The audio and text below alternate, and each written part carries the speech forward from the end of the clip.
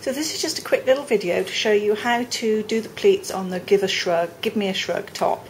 It's got what we call peaks and valleys, if you like. So these are the peaks, the points that are sticking out. These are the valleys, and we're going to fold at the peak and the valley. So the pleats are going to be quite small. Now we're not going to pleat all the way along because it only on the pattern calls for the edges to be pleated and sewn in. So that's all we're going to do, and I'll see if I can do it on camera for you without just getting my hands in the way of everything. So this is my pattern piece. I've got the fold up at the top, that's the widest part, and I need to start here where this point is, and I'm going to fold this edge until it meets with this edge. So it's not just a straight fold, I need to fold and twist a little bit. So I basically folded at the point here until these two edges are even, and then when I fold back the top, I'm folding at the valley just here. I'm going to keep my fingers there to hold it in place, and that folds up until all three edges are even and parallel. So if we have a look from the side, I've got my valley just here, I've got my point just there, and all three edges have come together. So now I'm going to stick a pin in there just to hold it temporarily, and move up and do the same for this next one. So I'm going to fold it along this point so that the edge at the top meets the edge at the side.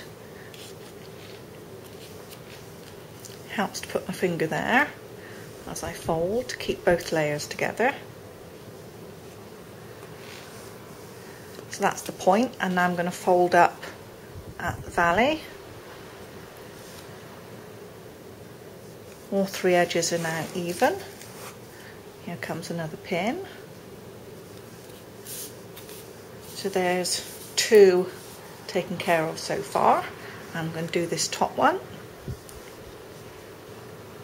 So it folds down like that, and then that folds back up again. And they are intended to be a little differently, they're not all together. So there's a larger gap towards this top one than the other two.